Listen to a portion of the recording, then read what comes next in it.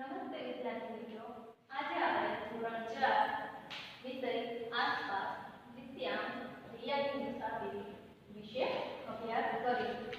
પાઠના નામ પરથી ખ્યાલ આવે કે રિયા નામની એક છોકરી છે, એમની મુસાફરી વિશે વાત કરવામાં આવેલી છે.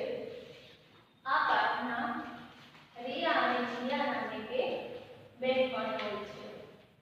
એમને વેકેશન પડે એટલે તેમણે આયોજન કરેલું હોય છે કે રિયા હોય છે એ તેમના મામાના ઘરે જતી હોય છે, જ્યારે જીયા હોય છે એ દમણ ફરવા જવાનું નક્કી કરે છે. હવે અચાનક જ જીયા બીમાર પડે છે, એટલે જીયા નામની છોકરી છે એ બીમાર પડે છે. એનાથી તેમને રેલવે ટિકિટ જે બુક કરાવેલી હોય છે એ તેમને રદ કરાવવી પડે છે અને જીયા હોય તે એમના મામાના ઘરે ફરવા જાય છે.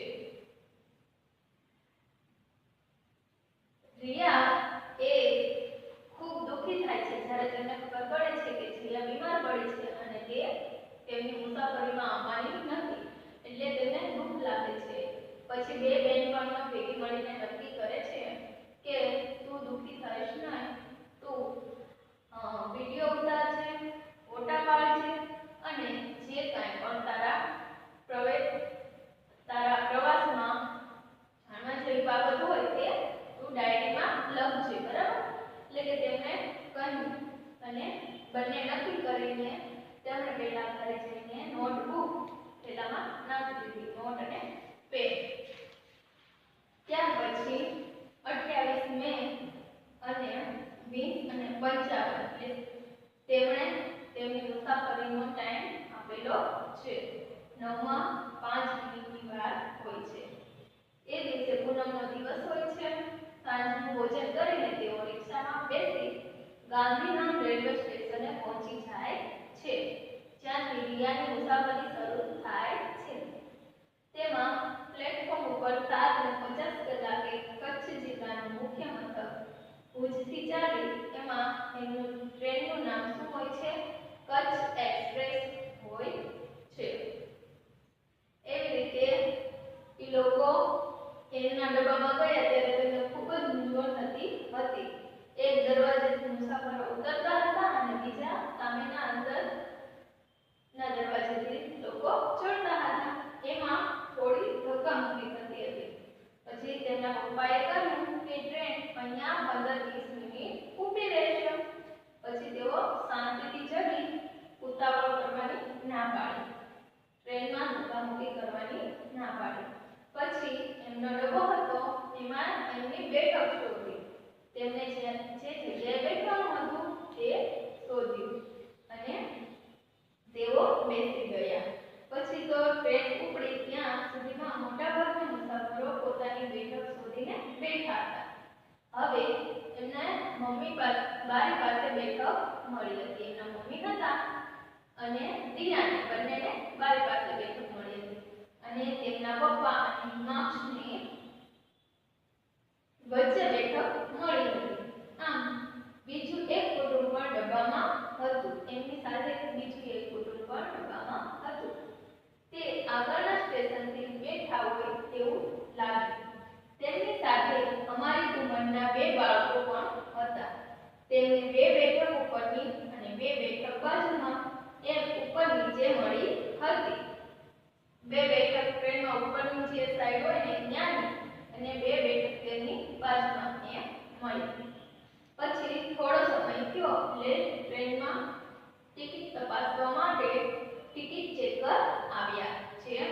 ટ્રેનમાં ટિકિટ તપાસે છે તેમને શું કહેવાય છે? ટિકિટ ચેકર કહેવામાં આવે છે.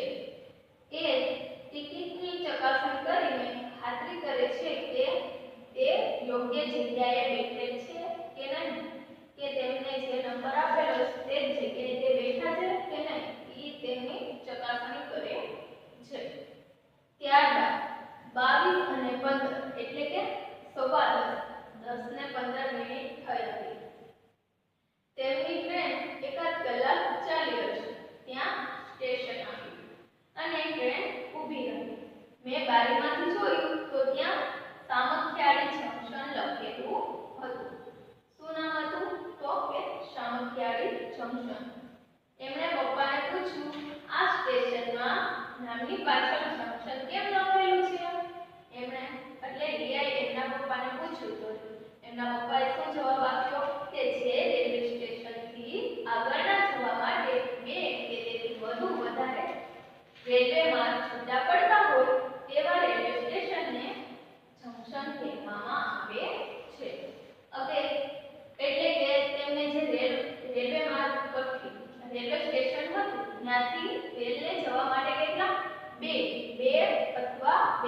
વધુ રેલ માર્ગ હોય છે તેને જંક્શન કહેવામાં આવે છે, પરંતુ એક જ રેલ માર્ગ હોય તો તેને જંક્શન કહેવામાં આવતું નથી. ત્યારે સામખિયાળી જંક્શન પરથી બે રેલવે માર્ગ છૂટા પડે છે એટલે તેમને સામખિયાળી જંક્શન કહેવામાં આવે છે.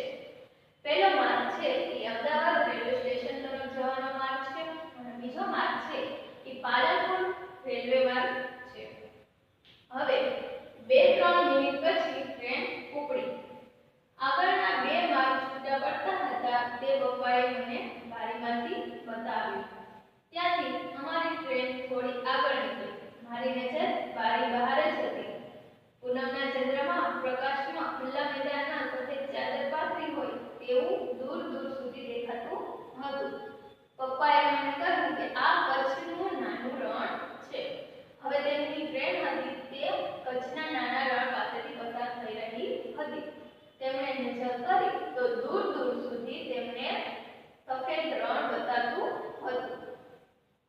એટલે તેમને લાગતું હતું કે જ્યારે રણે સફેદ ચાદર પાથરીને હોય એવું લાગતું હતું. હવે જમીનના ઉપર જામેલા મીઠાનો થર છે.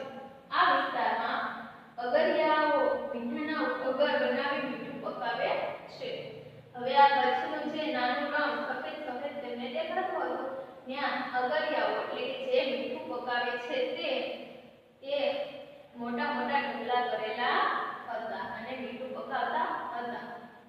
હવે ટ્રેન ઝડપ